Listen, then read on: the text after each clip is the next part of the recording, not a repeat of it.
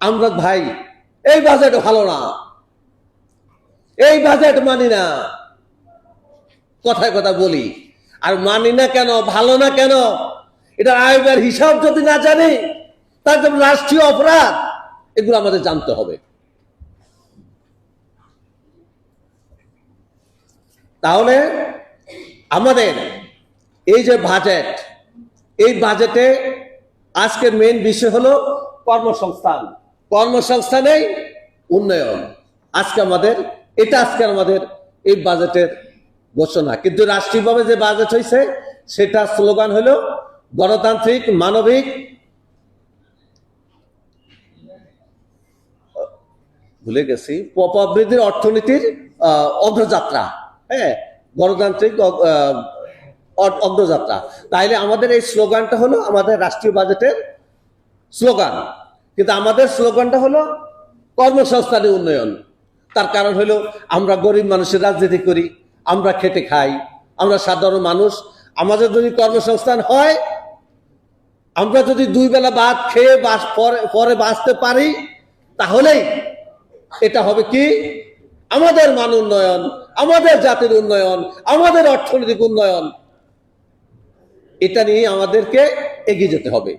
কিন্তু আমাদের দেশে 3-3.5 কোটি লোক কিন্তু ট্যাক্স দিতে পারে, সে জায়গায় ট্যাক্স দেয় মাত্র 35 লক্ষ লোক ট্যাক্স দেয়। তাহলে বাদ বাকি সবাইকে ট্যাক্স দিতে হবে। এখন কত আমরা ট্যাক্স দিই না কেন? তার কারণ হলো আমি যে ট্যাক্স দেই সরকারকে, সেই ট্যাক্সের টাকা কোথায় খরচ করা হয় আর সেই ট্যাক্সের টাকায় আমি কি উপকার পাই তার বিরুদ্ধে ভারসাম্য নেই। এজন্য আমরা ট্যাক্স দিতে উদ্বুদ্ধ হই নাই, মোটিভেট করতে পারে নাই কে? সরকার। সরকার যদি মোটিভেট করতে পারে আর এই টাকা নিয়ে যদি আমার দ্বারগোড়ায় বলতে পারে এই যে আমি আপনার সেবা দিয়েছি, তাহলে মানুষ ট্যাক্স দিবে। 2 নম্বর কথা হলো ট্যাক্সের টাকা পাচার হয়ে যায়। আমরা 2021 সাল থেকে অহিংস গণঅভ্যুত্থান বাংলাদেশ, সারা বাংলাদেশে দুর্নীতি পাচারকারী টাকা উদ্ধার করার জন্য কাজ করে আসছি। আমরা সাধারণ মানুষকে বোঝাতে সক্ষম হয়েছি। সেই সক্ষমতা থেকেই 2-3টি সমাবেশে আমাদের এত লোক সামিল হয়েছে, তারা বুঝতে পারে নাই যে আমাদের একটি ভালো কাজ, কিন্তু তারা বিশ্বাস করেছে কাজটি ভালো। তার সেখান থেকেই তারা ক্ষমতার হারানোর ভয়ে তাদের যে লুটপাট করেছে সেই টাকা ফিরিয়ে দেওয়ার যে ঝুঁকি, সেই ঝুঁকিটা না নিয়েই আমাদের সমাবেশগুলো বানচাল করেছে। কিন্তু এই যে লুটপাট করেছে সেই টাকা আমরা ফেরত চাই। এই যে বাজেট, এই বাজেটে আজকে আমাদের এখানে দেখেছেন 28 লক্ষ টাকা চুরি হচ্ছে, পাচার হয়ে যাচ্ছে।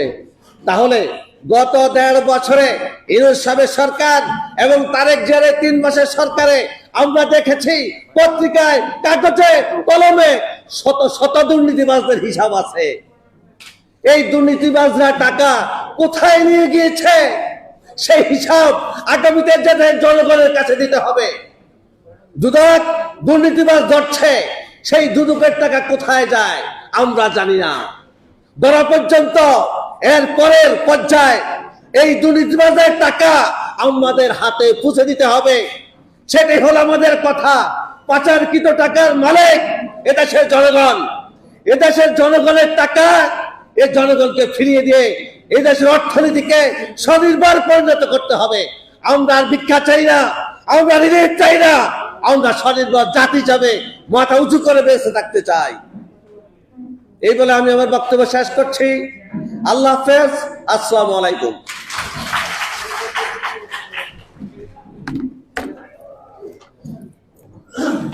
মাহবুবুল আলম ভাইকে ধন্যবাদ। আমাদের সময়ের একটু দিকে সবাইকে খেয়াল রাখার জন্য বিশেষভাবে আবার অনুরোধ করছি। আমরা চেষ্টা করব যে প্যানেল বক্তাদের কথা অন্তত 5 মিনিট 7 মিনিট শুনতে, এবং প্যানেল বক্তাদের বাইরে আমরা 3 মিনিটের মধ্যে সারার চেষ্টা করব প্লিজ। নয়তো আমরা প্যানেলের প্রতি আসলে সম্মানটা দেখানো হয় না আর কি। আমি এখন শুনতে চাই আমাদের অহিংস গণ অভ্যুত্থান আন্দোলনের সাংস্কৃতিক সম্পাদক তাহমিনা আক্তার তন্নি। তন্নি আপা, একটু তাড়াতাড়ি আসেন।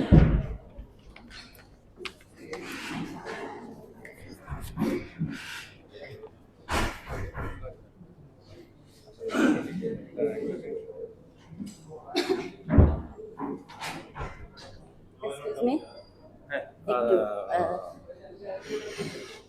দেখেন তো হয় কিনা।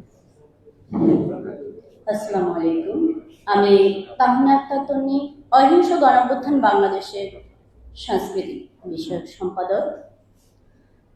অহিংস গণঅভ্যুত্থান বাংলাদেশ নিয়ে লেখালেখি করেছি, গান গেয়েছি, ধারণা দিয়েছি, অনুপ্রেরণা দিয়েছি। সে কারণে আমার পদবি সাংস্কৃতিক বিষয়ক সম্পাদক।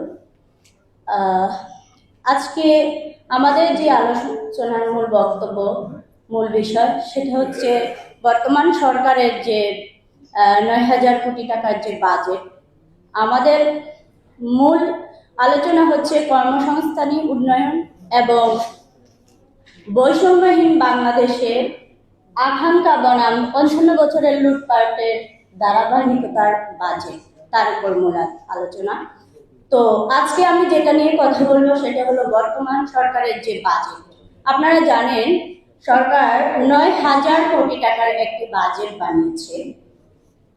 তো এখানে আমরা দেখছি স্বাধীনতার পর থেকে একের পর এক সরকার আসছে, একের পর এক বাজেট তৈরি হচ্ছে, কিন্তু ওই বাজেটে সরকার রাস্তাঘাট, বিভিন্ন প্রকল্প, মেগা প্রকল্প ইত্যাদি উন্নয়নের কথা বলে থাকে, কিন্তু অ্যাকচুয়ালি মানুষের জীবন মান উন্নয়নের জন্য যে বাজেট, মানুষের কর্মসংস্থান সৃষ্টির জন্য যে বাজেট, সেগুলো আমরা সেই বাজেটে দেখতে পাই না। যদি এই দেশের মোট জনসংখ্যা 18 কোটি 20 কোটি মানুষের জীবন মান উন্নয়ন না হয়, আমাদের কর্মসংস্থান সৃষ্টি না হয়, তাহলে সরকারের এই বাজেট আমাদের কি কাজে আসবে? এই মেগা প্রকল্প আমাদের কি কাজে আসবে? ওই বাজেট দিয়ে শুধু সরকারি আমলা চামচা তারাই তো লাভবান হবে। বিশাল একটা বাজেট থেকে কিছু টাকা চুরি করা, কিছু টাকা লুটপাট করা, এটাই তো বাজেটের মূল উদ্দেশ্য। কিন্তু মানুষের জীবন মান উন্নয়নের যে লক্ষ্য বা যে বাজেট, সেই বাজেট আমরা চাই। আর সেজন্যই অহিংস গণ অভ্যুত্থান বাংলাদেশ স্বাধীনতার 52 বছর থেকে আজ অবধি 2024 সাল পর্যন্ত আন্দোলন সংগ্রাম করে আসছে মানুষের জীবন মান উন্নয়নের লক্ষ্যে, মানুষের কর্মসংস্থান সৃষ্টির লক্ষ্যে দাবি করে আসছে। এদেশের যখন 2021 সালে 1,18 লক্ষ মানুষ ছিল, তখন আমরা 1,80 লক্ষ মানুষের গণতালিকা সংগ্রহ করেছি, যারা চাচ্ছে লুটপাট হওয়া টাকাগুলো ফেরত আসুক, যারা চাচ্ছে বিদেশে পাচার হওয়া টাকাগুলো ফেরত আসুক, যারা চাচ্ছে দেশের ভিতরে যে হাজার হাজার কোটি টাকা কালো টাকার পাহাড় করে তুলেছে ওই আমলারা চামচারা গণসেবার নাম করে, ভ্যাট ট্যাক্স বিভিন্ন সেবার নাম করে আমাদের পকেট থেকে চুরি করে নিয়ে যাওয়া টাকা। আমরা যদি মোবাইলে 100 টাকা ঢুকাই, সেখানে 50 টাকায় সরকারকে ভ্যাট দেওয়া হচ্ছে। ভ্যাট ট্যাক্স নেওয়া খারাপ কিছু না, আমরা বলছি না যে আমরা ভ্যাট দেব না, আমরা ভ্যাট দিতে ইচ্ছুক, আমরা ভ্যাট দেব। বাট ওই ভ্যাটের টাকাটা কি কাজে আসছে? আমাদের সাধারণ মানুষ, সর্বসাধারণ মানুষ, কর্মহীন বা শ্রমজীবী মানুষের কি কাজে আসছে? আমরা তার জবাব চাই। সরকার আমাদেরকে জবাব দিতে হবে, ওই ভ্যাট ট্যাক্সের পুরো টাকা কোথায় যায়? ওই মেগা প্রকল্প আমাদের তো কোনো কাজে আসছে না, আমরা কর্মসংস্থান চাই। সেজন্য অহিংস গণ অভ্যুত্থান বাংলাদেশের দাবি, অহিংস গণ অভ্যুত্থানের বাংলাদেশের দাবি সেই 2021 সাল থেকে যে দুর্নীতির বিরুদ্ধে একটি আইন প্রণয়ন হোক, পার্লামেন্ট একটি আইন তৈরি করুক দুর্নীতির বিরুদ্ধে, যে আইনটা হচ্ছে মানি লন্ডারিং আইন। সেই আইনটা আমরা চাচ্ছি। সেই আইনের মাধ্যমে দেশে এবং দেশের বাইরে যত অবৈধ টাকা আছে, কালো টাকা আছে, সেই টাকাগুলো উদ্ধার হবে এবং সেই আইনের মাধ্যমে একটা গঠিত সংস্থা হবে, যেটা আমাদের পূর্ব পরিকল্পিত সংস্থা, অবৈধ অর্থ উদ্ধার ও গণমুখী বিনিয়োগ জাতীয় সংস্থা। আমরা সেই সংস্থা চালু করতে বলছি। সেই সংস্থা চালুকরণের লক্ষ্যে আমাদের কার্যক্রম শুরু হয়েছে 2021 সাল থেকে। যখন আমরা 2021 সাল থেকে ফিল্ড ওয়ার্ক করি, জি, যাই হোক আমি সংক্ষেপে বলছি, 2021 সালের থেকে আমাদের সংগ্রাম চলছে, আন্দোলন চলছে, লুটপাটের টাকা, পাচারকৃত টাকাগুলো উদ্ধার হোক। সেগুলা প্রতি বাংলাদেশের মোট জনসংখ্যা থেকে প্রতি 10 জনে একজনকে 1 লক্ষ থেকে শুরু করে 1 কোটি টাকা পর্যন্ত সুদমুক্ত, জামানত মুক্ত ঋণ হিসেবে দেওয়া হোক। তাহলে প্রতি 10 জনে যদি একজন মানুষ স্বাবলম্বী হয়, তাহলে বাকি 10 জনের কর্মসংস্থান এমনি সৃষ্টি হয়ে যাবে। তো যেই টাকাগুলা উদ্ধার করার কথা বলছি, সেগুলো আমাদেরই টাকা, আমাদের পকেট থেকে কেটে নেওয়া টাকা, ভ্যাট ট্যাক্স, বিভিন্ন সেবার মাধ্যমে আমাদের কাছ থেকে নেওয়া টাকা। একজন ভিক্ষুক তার খেলা, লুঙ্গি, স্যান্ডেলের উপর ট্যাক্স দিচ্ছে। প্রতিটা বাচ্চা থেকে বৃদ্ধ সবাই ট্যাক্সের আওতায় আছে, কিন্তু আমাদের এই ট্যাক্সের টাকাগুলো কোথায় যাচ্ছে? সেই টাকাগুলো আমাদের কল্যাণে আসছে না। আমরা সেগুলা সঠিক ব্যবহার চাই এবং পাচারকৃত টাকাগুলো উদ্ধার চাই। এটাই সরকারের কাছে দাবি। মানুষের জীবন মান উন্নয়নের লক্ষ্যে মানুষের জীবন মান উন্নয়নের বাজেট করতে হবে, কর্মসংস্থান সৃষ্টির বাজেট করতে হবে। কর্মসংস্থান সৃষ্টি করতে হলে অবৈধ অর্থ উদ্ধার, গণমুখী বিনিয়োগ জাতীয় সংস্থা চালু করতে হবে এবং সেই সংস্থার মাধ্যমে এদেশের মোট জনসংখ্যার প্রতি 10 জনে একজনকে সুদমুক্ত, বিনা সুদে, বিনা জামানতে ঋণ দিতে হবে। ধন্যবাদ সবাইকে। আসসালামু আলাইকুম।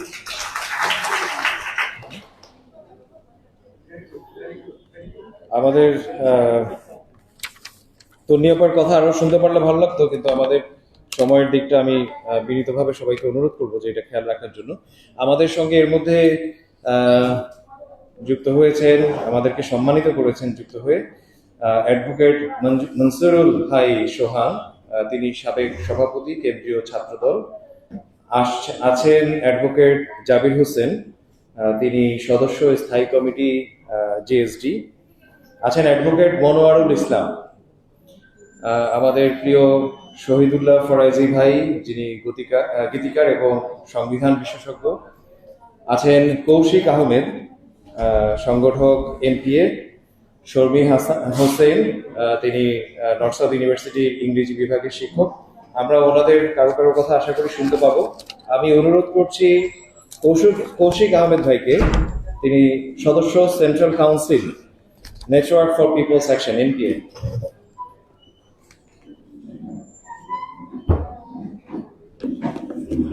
নেটওয়ার্ক ফর পিপলস অ্যাকশনের পক্ষ থেকে আপনাদের সবাইকে স্বাগত জানাচ্ছি। বিশেষ করে বাংলাদেশ ভূমিহীন আন্দোলনের অনেক মানুষ এখানে আছেন, তাদেরকে আমার সালাম।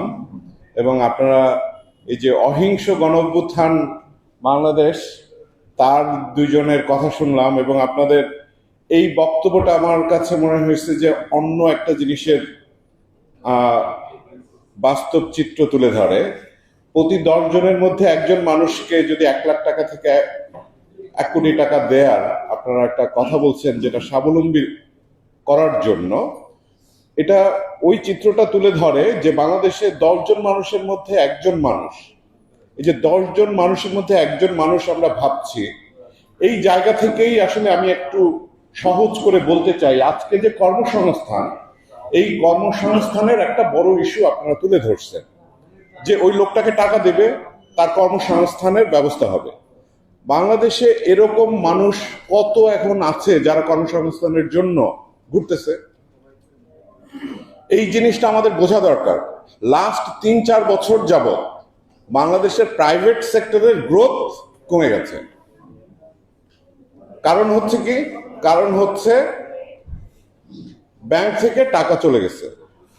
তো প্রাইভেট সেক্টরের গ্রোথ মানে ইন্ডাস্ট্রি, কলকারখানা, 3-4 যাবত আমাদের ডেটা বলতেছে যে প্রাইভেট সেক্টরে নতুন ইন্ডাস্ট্রি হচ্ছে না। আর আপনারা লাস্ট 2 বছর যাবত দেখতেছেনই কত কলকারখানা বন্ধ হয়ে গেছে, মানুষ, শ্রমিকরা বেকার হয়ে গেছে। সো কর্মসংস্থান যদি না হয় তাহলে আসলে আমাদের লাভ নেই। এখন কর্মসংস্থানের জন্য লাগবে হচ্ছে, যে কর্মসংস্থানটা করবে তার টাকা লাগবে, সে ব্যাংক থেকে তার টাকা পেতে হবে। এখন ব্যাংক থেকে যে টাকা পাবে সেইটার চিত্রটা কি, এই বাজেট থেকেই আপনারা একটু দেখেন। এই চিত্রটা হচ্ছে, ব্যাংক থেকে এই সরকার 1,25,000 টাকার মতো, 25,000 কোটি টাকার মতো ধার করবে ব্যাংক থেকে। বাজেটের টোটাল প্রোফাইল হচ্ছে বিশাল অঙ্ক, 9,38,000 কোটি টাকা। এর মধ্যে তার টাকা আসবে 7 লাখ সামথিং। বাকি টাকার মধ্যে যে 3 লাখ টাকার যে ঘাটতি, এর মধ্যে প্রায় অর্ধেক সে ব্যাংক থেকে সে নেবে। এখন ব্যাংকের পরিস্থিতি কি? ব্যাংকের 35% মতো টাকা নাই অলরেডি, মানে 6 লাখ কোটি টাকা ব্যাংকে নাই। তো এখন ওই কারণে কিন্তু আমাদের ইন্ডাস্ট্রি যারা করবে, কলকারখানা যারা করবে, তারা কিন্তু টাকা পাচ্ছে না এবং আমাদের প্রাইভেট সেক্টরের গ্রোথ হচ্ছে না। এখন ওইখান থেকে আপনি আবার 1 লাখ কোটি টাকা নেবেন, তো তার মানে হচ্ছে ব্যাংকের টাকা আরো কমলো। এখন আপনি তার মানে হচ্ছে যে এই যে কর্মসংস্থানটা ওইখানে গিয়ে আঘাত করতেছে, যে বছরও কর্মসংস্থানের পরিমাণ কিন্তু হবে না। সো এখন আমার কর্মসংস্থানের যে জায়গাগুলা, ক্ষেত্রগুলা, এই জায়গাতে এই বাজেটটা এত এত কি বলা যায়, বিপরীতমুখী একটা অবস্থানে গেছে যে আমরা সবাই দেখতেছি যে দ্রব্যমূল্যের দাম বাড়তেছে। এখন দ্রব্যমূল্যের দাম বাড়া মানে কিন্তু হচ্ছে আপনার আমার প্রতিদিনের নিত্য প্রয়োজনীয় জিনিস যা আমরা কিনতেছি সেইখানে আমরা এক্সট্রা টাকা দিচ্ছি। এই এক্সট্রা টাকাটাই আসলে আমার কর, আমার খরচটা কমে যাচ্ছে। তো আমরা এইভাবেই কিন্তু আসলে আরো বেশি দরিদ্র হয়ে যাচ্ছি। সো সব মিলে আমার মনে হচ্ছে যে কর্মসংস্থানের এই ফোকাসটা জাতীয়, মানে আমাদের যে রাষ্ট্র সংস্কার চিন্তা এবং আপনাদের সবার মিলে এই উদ্যোগটা খুবই প্রয়োজনীয় একটা বিষয়। কিন্তু এই জায়গাটাতে আমাদের সোচ্চার হতে হবে, কিন্তু আমরা সামনে দেখতে পাচ্ছি না যে কর্মসংস্থানের কোনো সুযোগ সামনে আছে। সো আমি সবাইকে এই বিষয়ে আরো একটু সচেতন এবং আমরা যেন উদ্যোগ নেই সেই আশাবাদ ব্যক্ত করে শেষ করছি। সবাইকে ধন্যবাদ। অনেক ধন্যবাদ কৌশিক আহমেদ। এখন কথা বলার জন্য অনুরোধ করছি শর্মী হোসেন, শিক্ষক, ইংরেজি বিভাগ, নর্থ সাউথ বিশ্ববিদ্যালয়। শর্মী হোসেন।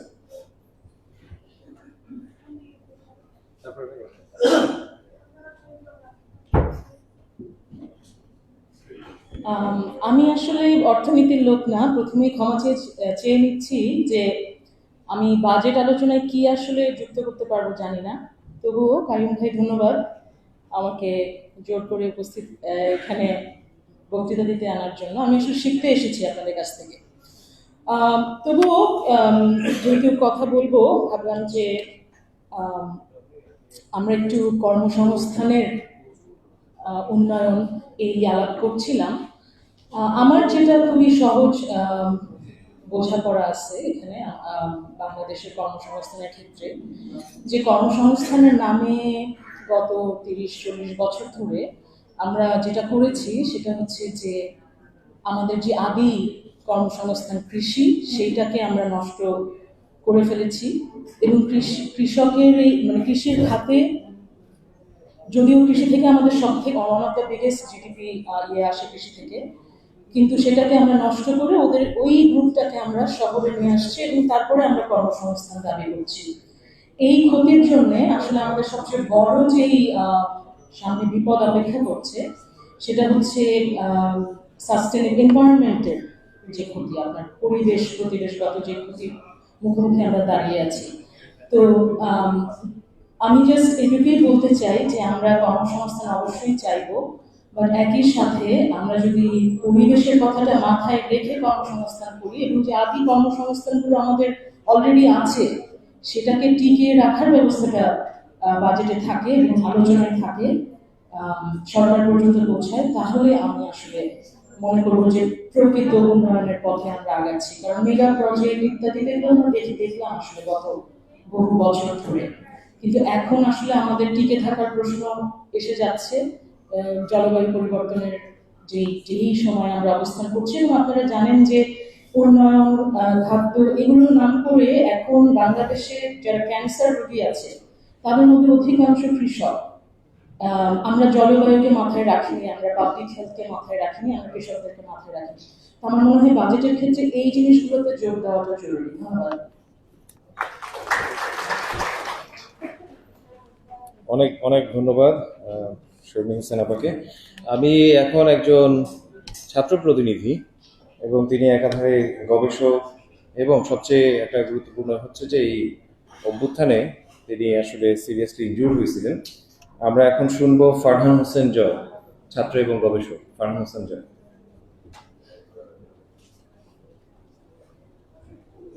ধন্যবাদ সবাইকে। পরিচয়টা একটু অতিরঞ্জিতই ছিল বলা যায়। আমি ছাত্র ছিলাম, এখন গবেষণার কাজে যুক্ত আছি। তো আমি মূলত দুটো পয়েন্ট নিয়ে কথা বলবো এবং চেষ্টা করব সংক্ষিপ্ত রাখার। প্রথমত একটা বিষয় আমি চাই যে আমাদের সবার দৃষ্টিগোচরে আসুক, সেটা হচ্ছে আমরা সবসময় কেন্দ্রীয় ব্যাংকের স্বাধীনতার কথা বলি, মানে বাংলাদেশ ব্যাংককে স্বাধীন করতে হবে এবং রাজনৈতিক হস্তক্ষেপ মুক্ত করতে হবে।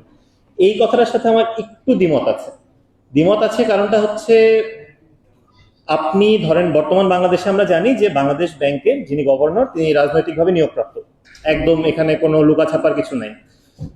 এখানে যেটা সুবিধা, আমাদের নাগরিক হিসাবে আমাদের একটা সুবিধা আছে, সেটা হচ্ছে বাংলাদেশ ব্যাংক যদি কোনো পলিসি নেয় যেটার জন্য আমাদের জীবনযাত্রা আরো দুর্বিষহ হবে, তাহলে আমরা জানি কাকে বকা দিতে হবে, তাই না? আমরা তারেক রহমানকে ধরবো সরাসরি। বাংলাদেশ ব্যাংকের, আমি আবারও বলি, বাংলাদেশ ব্যাংকের কোনো পলিসির কারণে যদি আমার সমস্যা হয়, আমরা জানি যে এটা রাজনৈতিক নিয়োগ। ইন্ডিপেন্ডেন্সের একটা ফাঁকি আছে, পৃথিবীতে স্বাধীন বলে কিছু নাই। অবশ্যই আমরা ভালো ইন্টেনশন নিয়েই চাই যাতে করে এখানে রাজনৈতিক হস্তক্ষেপটা না হয়, কিন্তু এখানে জনপ্রতিনিধিদের মতামতের ভিত্তিতে একটা সিদ্ধান্তে আসাটা জরুরি। বর্তমানে যেই প্রক্রিয়ায় আমাদের অর্থ বিভাগ এখানে হস্তক্ষেপ করে, আমি খুবই খুশি যে এই জিনিসটা লেখা আছে যে ব্যাংকিং অ্যান্ড ফাইন্যান্স ডিভিশনের মাধ্যমে। এটার অবশ্যই পুনর্বিবেচনার সুযোগ আছে, কিন্তু তাই বলে আমরা এটাকে ইন্ডিপেন্ডেন্ট করার নামে দিন শেষে আমি বলি কি হবে, আপনাদের এখানে একটা বিদেশি স্বার্থ সিদ্ধির কিছু মানুষই দিনের শেষে তখন ওই ক্ষমতার জায়গাটাতে যাবে। এখানে আপনারা যারা এখানে এসেছেন প্রান্তিক মানুষের জনপ্রতিনিধি, আপনাদের সন্তানরা বা আপনাদের কণ্ঠ সেই স্বাধীন সিস্টেমেও থাকবে না। তাই আমাদের এটা একটু সতর্ক থাকতে হবে যে আমরা অর্থনীতির বিষয়ে আমরা নিজেরা জানবো, বুঝবো, এবং অর্থনীতির যে কাজটা যিনি করবেন তাকেও যাতে কোনো না কোনোভাবে জবাবদিহিতার আওতায় আসতে হয়, সেটা রাজনৈতিক ভাবে হোক বা তার আলাদা প্রয়োজনে তার আলাদা নির্বাচন হবে। আমি একটা র্যাডিক্যাল প্রপোজাল দিয়ে দিলাম, বাংলাদেশ ব্যাংকের গভর্নরের নির্বাচন হতে হবে, সে জনগণের সামনে তার প্রস্তাবনা দিবে, এটার ভিত্তিতে জনগণ বলবে যে আমাদের কোন পলিসি পছন্দ। আমি এই একটা পয়েন্ট বলতে চাচ্ছিলাম। দ্বিতীয় আরেকটা পয়েন্ট সেটা আমি একমত এবং আরো জোরালো ভাবেই বলতে চাই, বাংলাদেশে বর্তমানে টাকা পাচারের যেই পরিস্থিতি এটা ভয়াবহ। আমরা যদি কর্মসংস্থানের কথা বলি আর যাই বলি না কেন, দুর্নীতি আমাদের বড় সমস্যা, ইনএফিসিয়েন্সি বলি আমরা, কোনো কাজ ঠিক মতো করতে না পারা, কর্মদক্ষতার অভাব, কর্ম অদক্ষতা বড় সমস্যা। টাকা পাচারের চেয়ে বড় সমস্যা আর নাই। এটা মুদ্রাস্ফীতি থেকে শুরু করে, এখানে কর্মসংস্থান না হওয়া থেকে শুরু করে, আপনার মাছের বাজারের দাম বাড়া, চালের দাম বাড়া, চাকরি না পাওয়া, সবকিছুর সাথে জড়িত। ছোট করে বলি, বাংলাদেশে অনেক মানুষ আছে যারা ধনবান, তাই না? তাদের এই যে টাকাটা, এই টাকাটা গরিব মানুষের উসিলায় আসছে, গরিব মানুষের কর্মের উদ্বৃত্ত, আমরা বলি এটা পুঁজি। এই পুঁজি ততক্ষণ পর্যন্ত, আমরা শেষ করে দিচ্ছি, ততক্ষণ পর্যন্ত আমরা রাখতে পারবো যতক্ষণ পর্যন্ত এটা আবার আমাদের অর্থনীতিতেই পুনরায় আবার আসবে। এটা বাইরে নিয়ে যাইতে আমরা দিতে পারি না। আমরা কোনোভাবেই এই যে ফুটাটা আছে আমাদের অর্থনীতিতে, সেটা আমাদের আটকাতেই হবে। ধন্যবাদ সবাইকে, আশা করি সবার সাথে আবার দেখা হবে। আমাদের ইচ্ছে ছিল যে আরো কিছু আমাদের অতিথিদের কথা শুনতে, আশা করি শুনতে পারবো, কিন্তু আমাদেরকে একটুখানি প্যানেলে অবশ্যই যেতেই হচ্ছে, কারণ আমাদের কয়েকজন অতিথি আসলে ওনাদের আরো কমিটমেন্ট আছে এবং শারীরিকভাবেও কেউ কেউ একটু ডিসকমফোর্টের মধ্যে আছেন হয়তো। তো আমি এখন অনুরোধ করছি, প্রথমেই আমি হয়তো চাইছিলাম যে আরেকটু পরে শুনতে, এবং ওনার বিরুদ্ধে আমার অনেক অভিযোগ আছে, কিন্তু কিছু করার নাই, বদিউল আলম মজুমদার ভাইকে আমাদের আগে ছেড়ে দিতে হচ্ছে। এখন কথা বলবেন বদিউল আলম মজুমদার, সাবেক সদস্য, জাতীয় ঐক্যমত্য কমিশন। বদিউল আলম মজুমদার।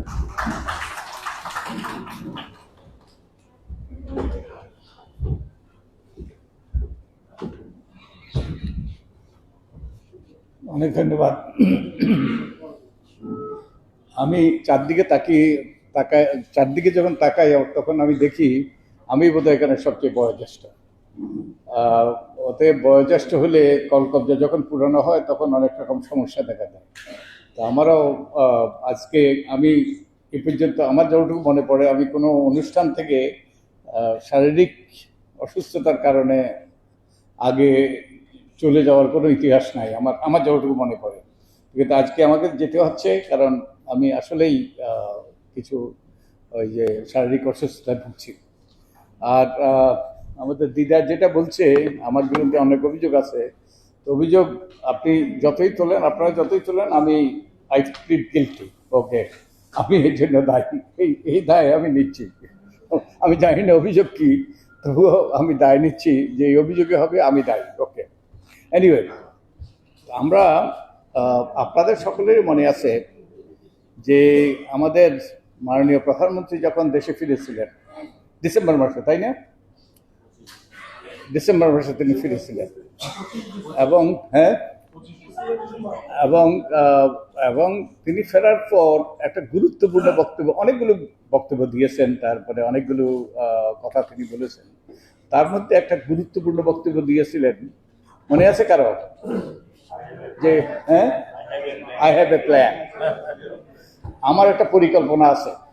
এবং অনেকে এটার সাথে যে মার্টিন লুথার কিং এর সেই আই হ্যাভ এ ড্রিম তার তুলনা করেছিলেন। অনেকে আশাবাদী হয়েছে যে আমরা নতুন কিছু দেখব। আবার নিজেও আশাবাদী হয়েছে যে আমাদের যে গণতান্ত্রিক ব্যবস্থাকে গত সরকারের আমলে যে সবগুলো প্রতিষ্ঠান দিয়ে তছনছ করা হয়েছে তার বিহিত আমরা দেখব দুর্নীতির উত্তরণ যে ব্যাপকতা ঘটেছে সে ব্যাপারে কার্যকর উদ্যোগ। যে আমি একবার লিখেছিলাম ফুটো কলসের অর্থনীতি। কলস যেখানে ফুটো, যতই আপনি পানি ঢালেন ওদের কিছু টিকে থাকবে না শেষ পর্যন্ত। ফুটো কলসের অর্থনীতি। আইন কানুন বিধিবিধান সংবিধান ভাঙার যে সর্বনাশা প্রচেষ্টা চালিয়েছিল গত সরকার, তার নির্যাতন, নিপীড়ন, মানবাধিকার লঙ্ঘন এবং নৃশংস ঘটনাবলী ঘটেছে, একই সাথে মানবাধিকার তথা নাগরিকের সকল অধিকার হরণের যে ভয়াবহ নজির স্থাপিত হয়েছে, সাধারণ মানুষের অর্থনৈতিক অধিকার যেভাবে পদদলিত হয়েছে, অলিগার্কের স্বার্থে যেভাবে রাষ্ট্র পরিচালিত হয়েছে, এক কথায় দুঃশাসনের যে দুঃস্বপ্নের মধ্যে দিয়ে আমরা গিয়েছিলাম গত সরকারের আমলে। তা আমি আশাবাদী ছিলাম যে আমরা মাননীয় প্রধানমন্ত্রীর কাছ থেকে আমরা এমন কিছু পাবো, এমন একটা পরিকল্পনা পাবো যার থেকে আমরা এই সকল দুঃস্বপ্নের থেকে মুক্তি পাবো, এই দুঃশাসন থেকে আমরা মুক্তি পাবো। এখন এই বাজেট হলো বর্তমান সরকারের প্রথম একটা গুরুত্বপূর্ণ উদ্যোগ।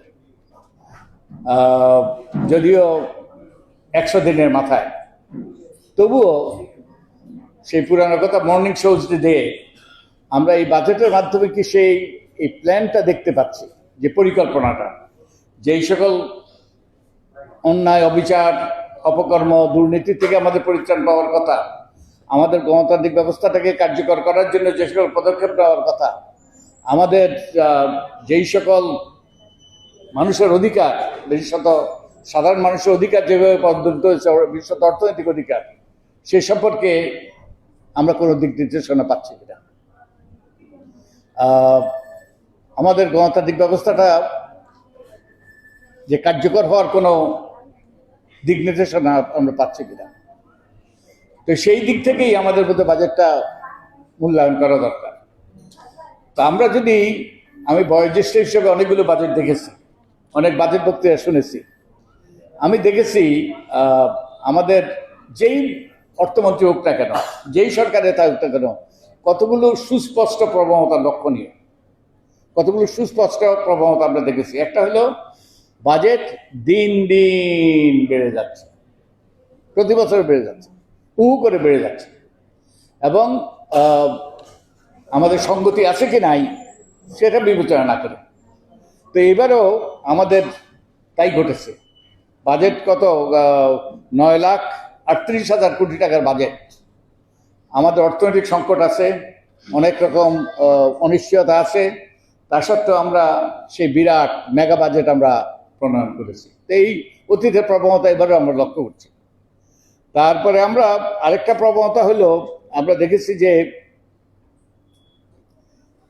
এই ক্রমবর্ধমান বাজেটের অর্থায়ন উৎস ধরা হয়েছে কর, এবং এই জন্য সববারই অবাস্তব অবান্তর সব টার্গেট করা হয়েছে। এবারও তাই করা হয়েছে। এবারও আমাদের বোধহয় এবার আমাদের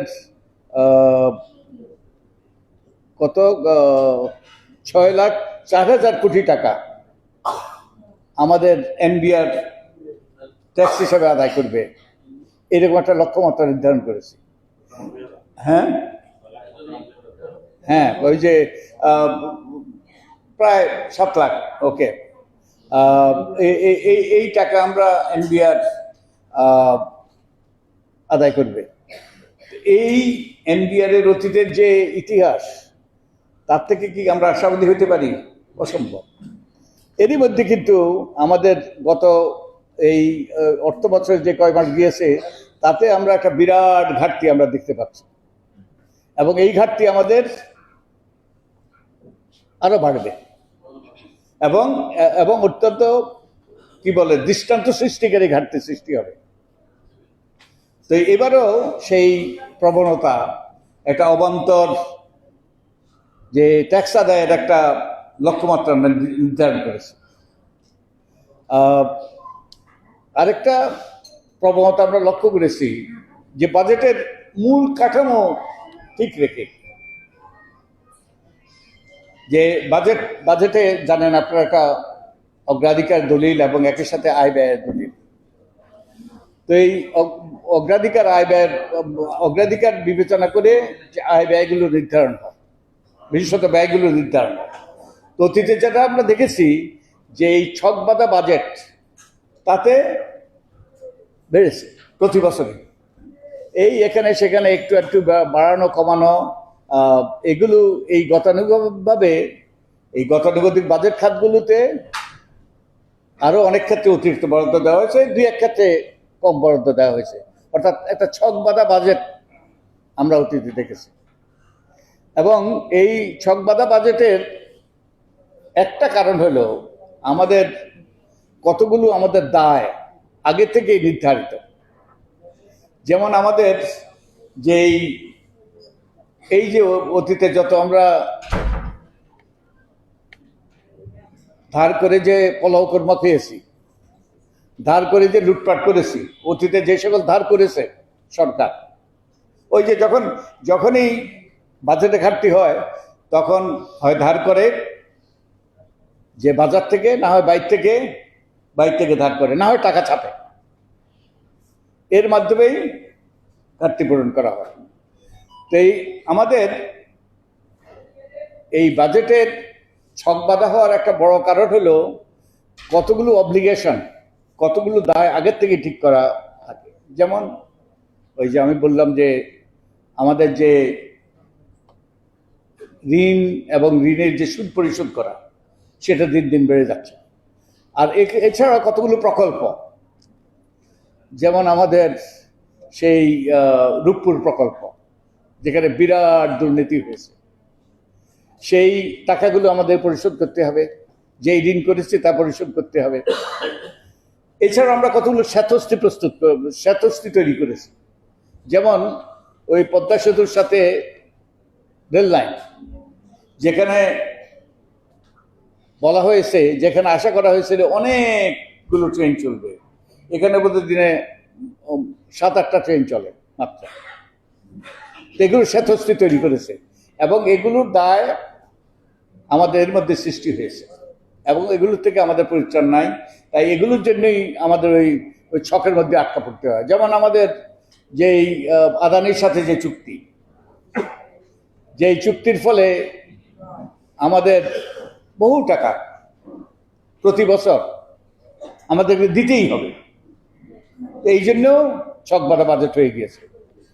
আর আরেকটা প্রবণতা আমরা লক্ষ্য করি, সেটা হলো কিছু স্বার্থান্বেষী গোষ্ঠীর জন্য বরাদ্দ অব্যাহত রাখা, বিশেষত সরকারের আপনজন তাদের অধিকারদেরকে খুশি করার জন্য যে এই বরাদ্দ রাখতেই হবে, বরাদ্দ রাখাও। দিন দিন এই বরাদ্দ চলছে। যেমন এই যে ক্যাপাসিটি চার্জ, আমরা বোধহয় কত বিলিয়ন ডলার, আমরা বোধহয় $9 বিলিয়ন বোধহয় আমরা এর মধ্যে ক্যাপাসিটি চার্জ আমরা দিয়েছি। ক্যাপাসিটি চার্জটা কি? বিদ্যুতের জন্য কন্ট্রাক্ট হয়েছে। এখন ওই যারা যারা কন্ট্রাক্ট নিয়েছে, যারা সরকারের আপনজন, তারা বিদ্যুৎ উৎপাদন করুক আর না করুক, আমাদেরকে কিন্তু ওই দায় পরিশোধ করতেই হবে, এবং এটা অব্যাহতই আছে। তো এই কতগুলো প্রবণতা আমরা লক্ষ্য করছি। আরো প্রবণতা আছে, মোটা দাগে আমি বললাম 3-4টা প্রবণতার কথা। তো এই বাজেটে কি এই প্রবণতার ঊর্ধ্বে উঠেছে?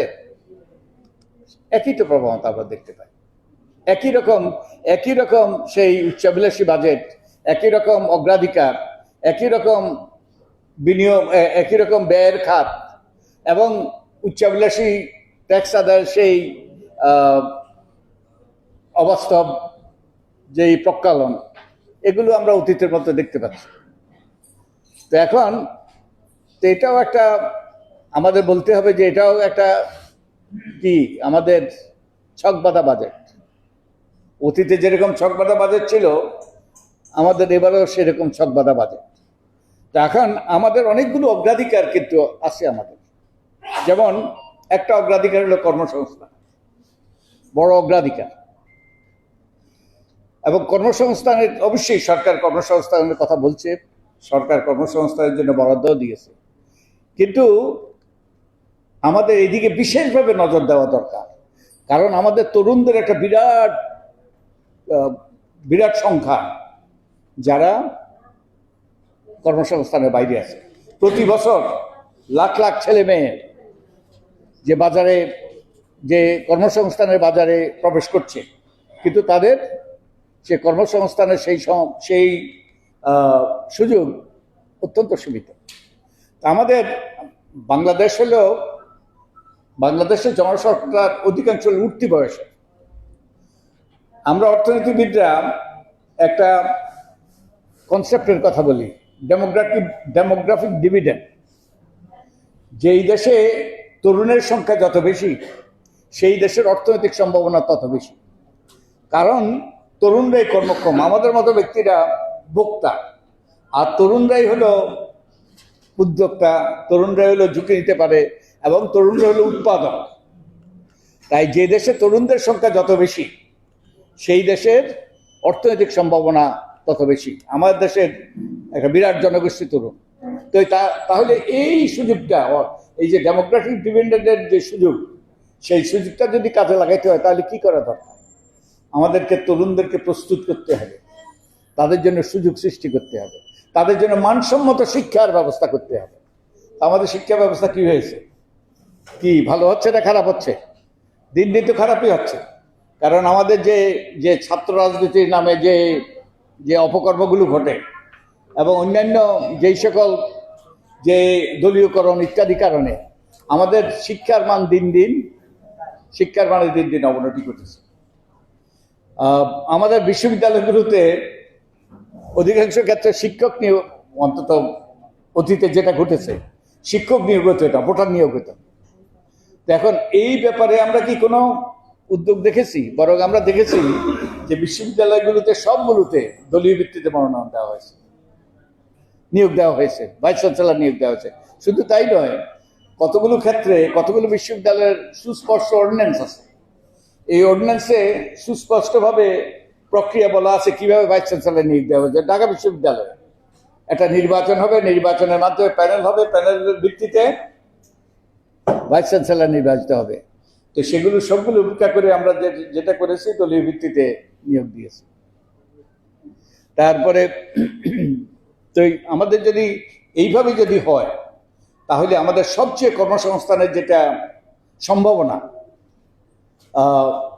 সেখানে যদি আমরা বিনিয়োগ না করি, সেখানে যদি আমরা নজর না দিই, সেটাকে যদি আমরা দলীয়করণ মুক্ত না রাখি, তাহলে আমরা কি কর্মসংস্থানের যে আকাঙ্ক্ষা আমাদের আছে তা কি বাস্তবে রূপায়িত হবে?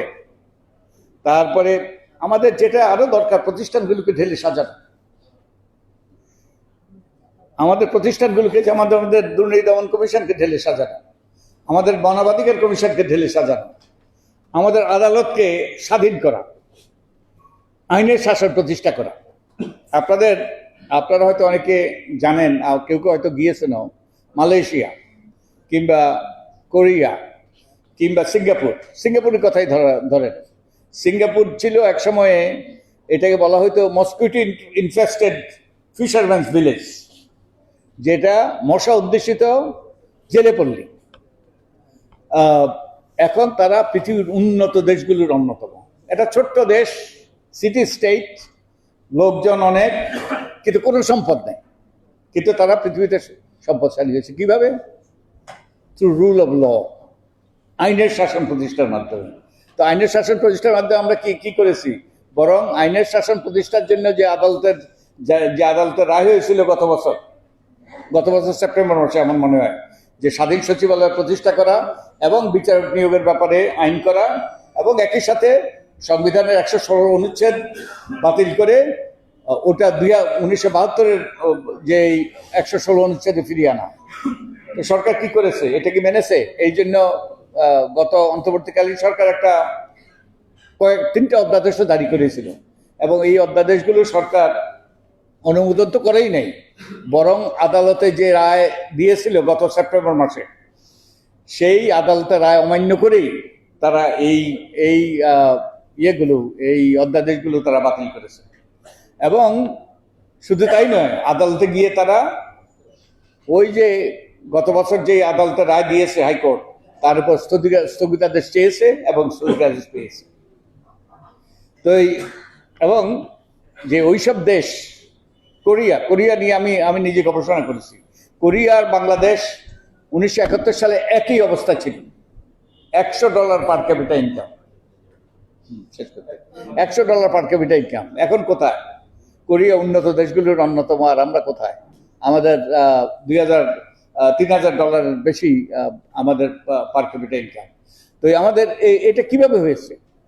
তো ওর থেকে কি আমরা শিক্ষা নিয়েছি? ওই দিকে কি আমরা যাচ্ছি? তো এরকম আমরা অনেকগুলো আরো আমরা অগ্রাধিকার হওয়া উচিত। আমাদের ভর্তুকির অবসান, ব্যাংকিং খাতের সংস্কার, আন্তর্জাতিক চুক্তিগুলোর পুনর্মূল্যায়ন, তারপরে ওই ফুটুকলসির যে অর্থনীতি, সেটার ব্যবস্থা করা, অর্থাৎ দুর্নীতি দুর্বৃত্তায়নের অবসান ঘটানো, এবং সরকারের মধ্যে চেকস অ্যান্ড ব্যালেন্স। আমাদের এক তরুণ বন্ধু বলে গিয়েছে, তিনি বাংলাদেশ ব্যাংকের স্বাধীনতার বিপক্ষে। আমার মনে হয় আমি তরুণ বন্ধুকে একটু ভাবার জন্য অনুরোধ করব, কারণ যে জেমস মেডিসন বলেছিলেন, if men were angels we would not need government। মানুষ যদি ফেরেশতা হতো তাহলে আমাদের সরকারের দরকার ছিল না। তো এই আমেরিকাতে যেটা করেছে, একটা চেকস অ্যান্ড ব্যালেন্স, নজরদারিত্বের কাঠামো। ওই স্বাধীন ওই যে বাংলাদেশ ব্যাংক মানে ওই একটা নজরদারিত্বের সৃষ্টি হওয়ার একটা কাঠামো তৈরি হতো। এনিওয়ে, তো আমি কথা শেষ করব। তো আমার মনে হয়েছে যে আমাদের মাননীয় প্রধানমন্ত্রী যে অঙ্গীকার করেছিলেন, হি হ্যাজ এ প্ল্যান, আমি এই বাজেটে সেই পরিকল্পনাটার প্রতিফলন দেখতে পাইনি। তবে আমি আশা ছাড়ি নাই যে এটা সরকারের যাত্রা শুরু, এবং আমি আশা করব সেই পরিকল্পনা আমরা দেখব।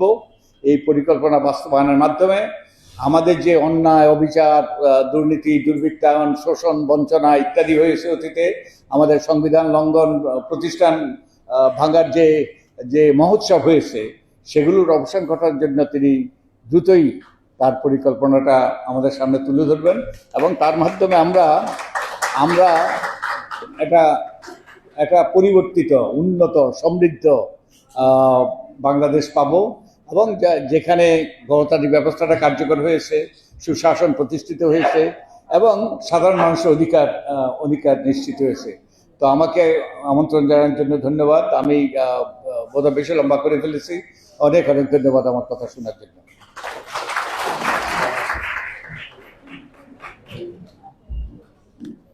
রবিউল আলম ভাইকে ধন্যবাদ। আসলে উনি যে আসছেন সেই জন্য আমরা কৃতজ্ঞ। তো আমি অনুরোধ করছি এখন খুব সংক্ষিপ্ত একটু শুভেচ্ছা বক্তব্য দেওয়ার জন্য অ্যাডভোকেট মনসুরুল হাই সোহান, তিনি সাবেক সভাপতি কেন্দ্রীয় ছাত্রদল। একটু please।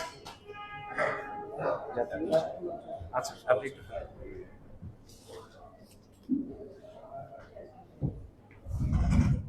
আজকের সভার সভাপতি এবং উপস্থিত আপনার 3টি সংগঠনের নেতা কর্মী এবং উপস্থিত সুধীমণ্ডলী, আসলে আমার তো বক্তৃতা দেওয়ার প্রশ্নও ছিল না। আমি আসছিলাম এমনি একটু আপনাদের কথাগুলো, তৃণমূলের কথাগুলো শোনা, যেটার মূল চিন্তা ছিল যে জনগণ থেকে শুনে জনগণের কাছে হয়তো ডেলিভার করবেন নীতি নির্ধারকরা। তো আমি তো সেই নীতি নির্ধারকের কেউ না, অর্থনীতিরও তেমন ভালো ছাত্র ছিলাম না। 90-তে আমরা যখন ছাত্র আন্দোলন করে এরশাদের পতন ঘটালাম, তখনও এরকম 3 জোটের রূপরেখা, আমাদের 10 দফা শ্রমিক কর্মচারীদের 5 দফা, এরকম অনেক ভালো ভালো কথা আমরা শুনেছি। তো সেগুলোর বাস্তবায়ন আমরা তো পরে দেখেছি কি হয়েছে। বেগম খালেদা জিয়ার মতো বাংলাদেশে মানে নেতৃত্বের মধ্যে যতটা দেশপ্রেম থাকা উচিত বুদ্ধিদের মধ্যে, তার কাছে কিছুটা ছিল বলে আমি ব্যক্তিগতভাবে ওনার সাথে অনেকবার আমাকে ডেকে নিয়ে কথা, ডাক্তার জিএস মুস্তাক সাহেব এবং আমি বহুবার ইন্ডিভিজুয়ালি ওনার সাথে কথা হয়েছে। কিন্তু পরে যখন 10 দফার জন্য আমরা ওনার কাছে দেখা করতে গেলাম প্রধানমন্ত্রী হওয়ার পরে, উনি বললেন এটা তো করে দেখি।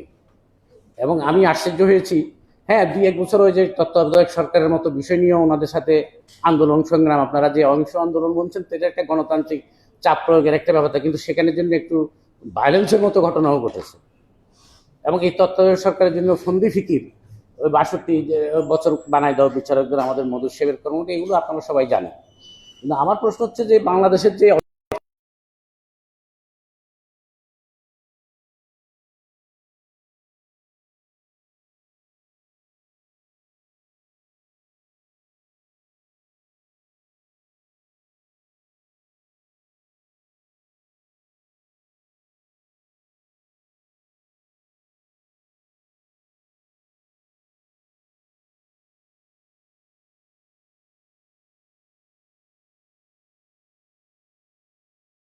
না পরিচালিত হওয়ার কোনো লক্ষণ বা কোনো স্বপ্ন বা প্ল্যান, এগুলো কি দেখছেন আপনারা?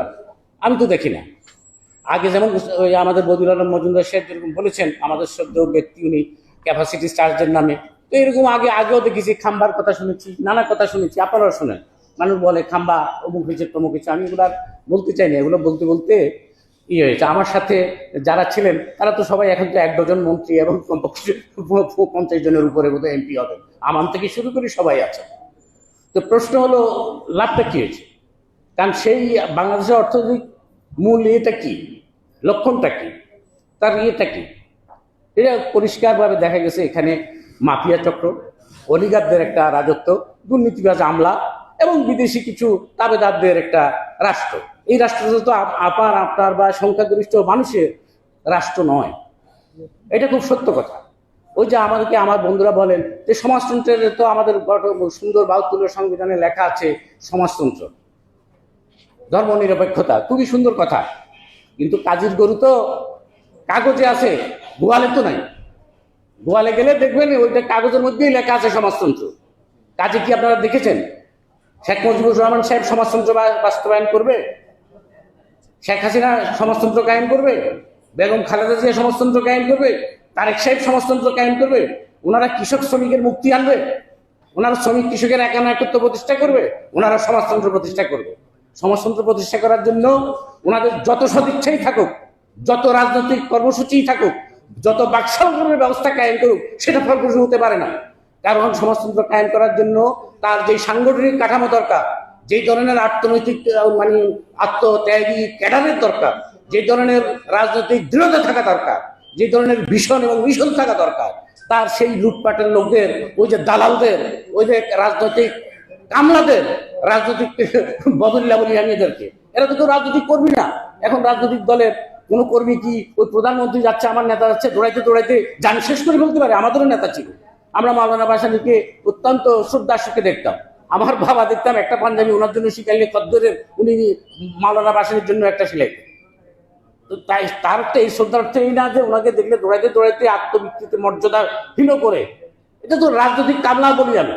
তো সুতরাং রাজনৈতিক অর্থনীতি যদি ঠিক না থাকে, বাজেট আর কোত্থেকে আসবে আপনি বলেন?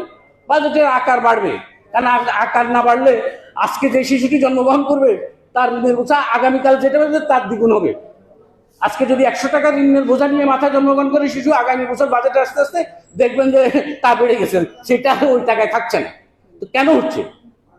আপনি পরিবারের প্রধান হিসেবে যদি আপনি ঋণ করে ঘি খান, তা আপনার প্রজন্ম এবং সেটা যদি উৎপাদনমুখী কাজে ব্যবহার না করেন, কৃষকদের পক্ষে কাজ না করেন, এই যে বলছেন আমরা তো করছি, কৃষক কার্ড দিচ্ছি, কার্ডের খেলা চলছে, এদের খেলা চলছে, চলছে না?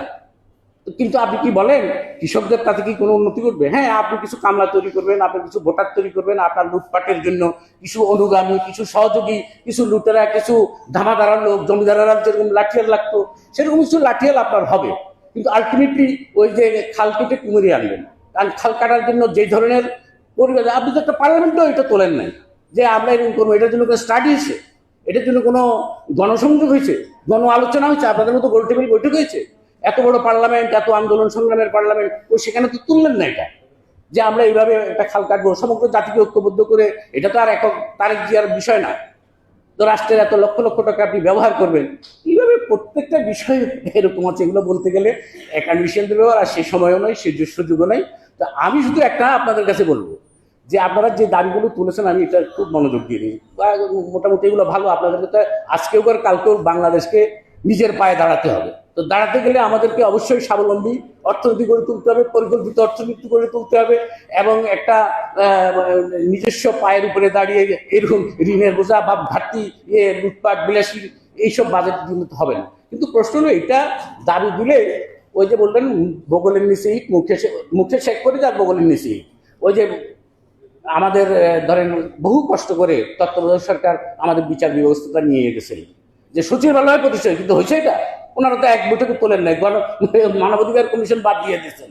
তো এইগুলো করা তাদের এক নেই, কিন্তু অন্যান্য অনেক মানে অপ্রয়োজনীয় অত্যাদেশ ওনারা অনুমোদন করেছেন। তো এটা করবেন, কারণ এটা শোষক শ্রেণী এবং এটা সুবিধাভোগী শ্রেণী এবং এখানকার যে মাফিয়া চক্র, লুটপাট তন্ত্র যারা আছে, তারা এটা ভোগ করার জন্য বড় বড় বাজেট দিবে, এবং সেখানে বাজেট না হলেও বালিশ একটার জন্য 4000 টাকা 5000 টাকা বিল কি করবে? করতে তো পারবে না। তো আপনাদের দায়িত্ব আর আমাদের দায়িত্বটা কি, এইটাই আমি আসলে আজকে যারা অ্যারেঞ্জ করেছেন তাদের কাছে বলতে চাই। আপনারা যদি সংগঠিত না হন, আপনারা যদি নিজেরা স্বেচ্ছাপ্রণোদিত এই দাবি আদায়ের জন্য সংগঠিত না হন, তাহলে আপনারা এটা কখনোই বাস্তবায়ন করতে পারবেন না। এটা এই ইয়েতে বোঝা গেছে, 26-এ বোঝা গেছে, আমরা 90-তে বুঝেছি। এবং সেখানে আমি একটা প্রেস কনফারেন্স করেছিলাম সেই সময়, যে সমস্ত আন্দোলনকারী শক্তি নিয়ে একটা জাতীয় সরকার করে এই সমস্ত এইগুলো সংস্কারগুলো করা হোক। কিন্তু সেটা করা হয়নি এবং করতেও পারেনি যতক্ষণ পর্যন্ত আপনারা না দাঁড়াচ্ছেন, সংগঠিত না হচ্ছেন এবং নিজেরা একটা অভ্যুত্থান ঘটিয়ে প্রথমে অহিংস করেন। গণতন্ত্র ভালো জিনিস, এটার একটা শক্তি আছে, কিন্তু আলটিমেটলি যে কোনো আন্দোলনই সহিংস হয় এবং এটা একটা শক্তি প্রয়োগের পর্যায়ে যায় এবং বল প্রয়োগের পর্যায়ে যায়। সেটা গিয়ে আপনি যদি কোনোদিন আসতে পারেন তাহলে এটা হবে। ওই তারেক জিয়াকে আমরা আনন্দ বিনয় করতে পারি, উনি ভুক্তভোগী হিসেবে হয়তো কিছু কিছু জিনিস মুখে বলবে। এবং ওই যে যেটা আমি বলি সবসময়, যে আপনি যদি শরাবখানার নাম বলে দেন যে এইটা হলো ইসলামী শরাবখানা, ওটা ইসলাম হয়ে যায় না। ওটা সমাজতান্ত্রিক নাম দিলে ওটা সমাজতন্ত্র হয়ে যায় না। সুতরাং যতই ওনারা গণতন্ত্রের কথা বলুক, এটাই গণতন্ত্র সেভাবে হবে না। গণতন্ত্র হয় নাই, বিচার বিভাগ স্বাধীন হয় নাই। ওই একদিনের মধ্যে ইসলামী ব্যাংক বললেই ইসলামী ব্যাংক হয় না, ইসলামের দৃষ্টিতেও সেটা হয় না, সেটা সুদের ঘুরিয়ে ঘুরিয়ে সুদের কার্যক্রমই থাকে। তো সেগুলো এখন যাক, এই সময় বলা সম্ভব নয়। আপনাদের কাছে সুযোগ দেওয়ার জন্য, আপনাদের দাবিগুলোর প্রতি একাত্ম পোষণ করে এটা বাস্তবায়নের জন্য আমাদের যদি কোনো সহযোগিতার সুযোগ থাকে, সেটার জন্য সর্বাত্মক চেষ্টা করবো, এই আশ্বাস নিয়ে আপনাদের পাশে থাকবো, এই আহ্বান জানিয়ে আমার বক্তব্য শেষ করছি। সবাইকে ধন্যবাদ। সোহান ভাই নিশ্চয়ই আরো অনেক কথা বলা ছিল, কিন্তু আমাদের সময়ের সীমাবদ্ধতার জন্য আমরা আন্তরিকভাবে দুঃখিত। এখন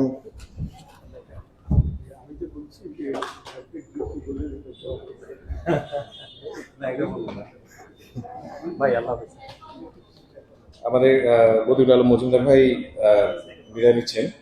তো আমরা আমাদের পরবর্তী প্যানেল বক্তার কাছে যাই। আমি একটুখানি ক্ষমা চাই নেই, আমরা আরো কয়েকজনের কথা শোনাটা খুব ইচ্ছে ছিল। যেমন আমাদের রাশিদা বেগম আপা, তিনি দপ্তর সম্পাদক অহিংস গণ অভ্যুত্থান আন্দোলন। আমাদের মহিউদ্দিন আহমেদ ভাই, তিনি আমার রাজপথের সাথী, তিনি আহ্বায়ক সাধারণ নাগরিক সমাজ। ওনার কথা শোনার আমি বিশেষভাবে চেষ্টা করছিলাম, সরি সময় কুলাতে পারিনি। আমাদের আরো অনেকেই, যেমন আমাদের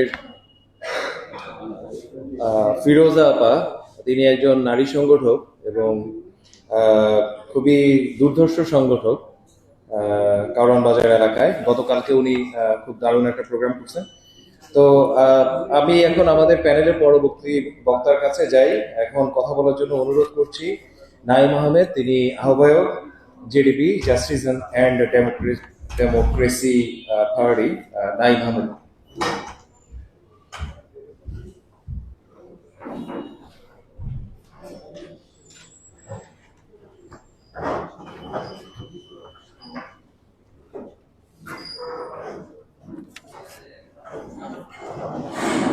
বিসমিল্লাহির রহমানির রহিম। বাংলাদেশ রাষ্ট্র সংস্কার আন্দোলন আমার ফ্যামিলির মতোই নিয়মিত ওঠা বসা হয়, কথা হয়, আইডিয়া শেয়ার হয়, এবং এর পাশাপাশি আরো যে দুইটি সংগঠন এখানে সহযোগী সংগঠনের ভূমিকা পালন করছে আজকের আয়োজক হিসাবে অহিংস গণঅভ্যুত্থান আন্দোলন এবং বাংলাদেশ ভূমিহীন আন্দোলন, এই দুইটি সংগঠনেরই প্রচুর নেতাকর্মী এখানে উপস্থিত আছেন বলে আমার কাছে প্রতীয়মান হচ্ছে। এবং আপনাদের অ্যাড্রেস করেই আমি সহজ ভাষায় কিছু কথা বলার চেষ্টা করব। যেহেতু আপনারা ম্যাক্সিমাম, আমি ধারণা করি, কোনো ক্ষুদ্র ব্যবসায়ের সাথে জড়িত অথবা কৃষিকাজের সাথে জড়িত, এবং এই দুইটা হচ্ছে আমাদের কর্মসংস্থান, রাইট? আজকের এই ব্যানারেও দেখবেন আমাদের কর্মসংস্থানের কথা আছে। যে আমরা যে বাজেটের কথা বলছি বারবার, বাজেট কি ধনীদের কোনো খেলা না, আমাদের মতো যারা গরিব আছে তাদের কোনো এখানে উপকার আছে। দেখেন, প্রথমে ধরি আপনাদের অনেকেই কৃষিকাজের সাথে জড়িত। বাংলাদেশে যে 2-3টা খাতে সবচেয়ে বেশি ভর্তুকি দেওয়া হয়, অর্থাৎ সরকার ট্যাক্স তুলে অথবা ঋণ নেয়, সেই টাকা থেকে আবার আপনাদের যেমন সার কিনেন, ধরেন সারের দাম আসে 100 টাকা, সরকার 50 টাকা ভর্তুকি দেয়, আপনাদের কাছ থেকে 50 টাকা নেয়। এবং বাংলাদেশের জ্বালানি খাতের পরে সবচেয়ে বেশি ভর্তুকি দেওয়া হয় কৃষি খাতে। কিন্তু আমরা যদি আজকে বলি আমাদের কৃষি থেকে মোটা দাগে বড় কোনো অর্জন না, এবং আপনারা যারা কৃষি কাজের সাথে জড়িত তারাও বলবেন যে কোনো মতে চাষ করে সমান সমান টাকা উৎপাদন করি, লাভের টাকা